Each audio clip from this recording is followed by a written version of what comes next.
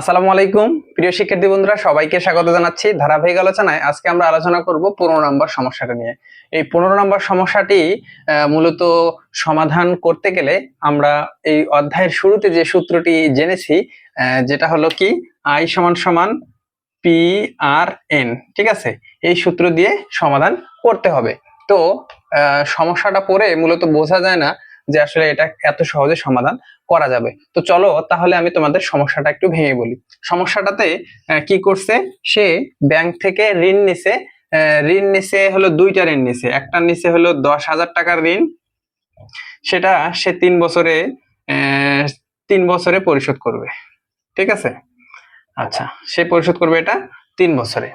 আবার সে আর একটা ব্যাংক থেকে ঋণ নিছে কত হাজার টাকা, 15,000 টাকা। ঠিক আছে, সেটা সে পরিশোধ করবে 4 বছরে।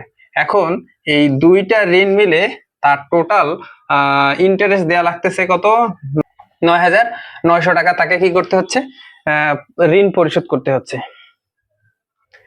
এই যে সে দুইটা ঋণ নিছে, এই দুইটা ঋণের জন্য তাকে 9,900 টাকা কি দিতে হচ্ছে, ইন্টারেস্ট দিতে হচ্ছে। ঠিক আছে, এখন ইন্টারেস্টটা কি হয়েছে, এটার জন্য যে ইন্টারেস্ট এবং এটার জন্য যে ইন্টারেস্ট, সেই ইন্টারেস্টটা যোগ করার পর আমরা ইন্টারেস্টের যে টোটাল ইন্টারেস্ট, এই ইন্টারেস্টটা পেয়েছি কত, 9,900 টাকা। ঠিক আছে, এখন আমাদের কাছে জানতে চেয়েছে যে এটার ক্ষেত্রেও রেশিও যত, এটার ক্ষেত্রেও রেশিও একই, তাহলে টোটাল রেশিওটা কত সেটা নির্ণয় করতে হবে। তো চলো অঙ্কটা একটু পড়ে শোনাই। রদ্রিক গেমেস 3 বছরের জন্য 10,000 টাকা এবং 4 বছরের জন্য 15,000 টাকা ব্যাংক থেকে ঋণ নিয়েছে। ব্যাংক থেকে সে ঋণ নিয়েছে। ঠিক আছে, এবং মোট মুনাফা দিয়েছে কত, 9,900 টাকা মুনাফা দেয়। উভয় ক্ষেত্রে মুনাফার হার সমান হলে, এখন উভয় ক্ষেত্রে আর এর মানটা সমান, এখানেও যে আর এর মান, এখানেও আর এর মান একই। মুনাফার হার নির্ণয় করো। তাহলে মুনাফার হারটা কত এটা আমাদের নির্ণয় করতে হবে। তো চলো আমরা এই সমস্যাটার সমাধান করি। আমরা জানি কি আই সমান সমান পি আর এন। ঠিক আছে, এটা হলো প্রথম ক্ষেত্রে আই সমান পি আর এন। ঠিক আছে, এটা I1 ও দিতে পারি যেহেতু প্রথম ক্ষেত্রে। ঠিক আছে, এখন এইটার ক্ষেত্রে পি এর মান কত, 10,000। আর এর মান কত, আর এর মান নির্দিষ্ট করে বলা নেই। এন এর মান কত, 3 বছর। তাহলে গুণ করলে হয় 30,000 আর। ঠিক আছে, আবার দ্বিতীয় ক্ষেত্রে কি হয়েছে, I2, আমরা সূত্রটা লিখবো পি আর এন।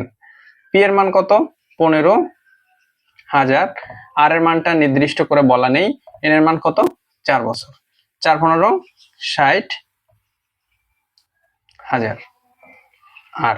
ঠিক আছে, এখন আমরা এখানে দেখছি যে এটার জন্য ইন্টারেস্ট এবং এটার জন্য ইন্টারেস্ট, এই টোটাল দুইটা ইন্টারেস্ট মিলে কত হয়, 9,900 টাকা।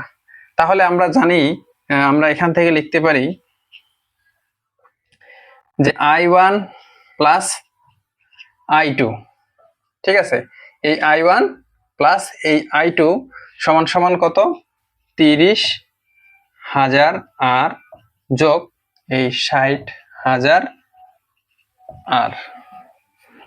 তাহলে এই দুইটা মান কত, এই দুইটা মিলে হয়েছে 9,900 টাকা।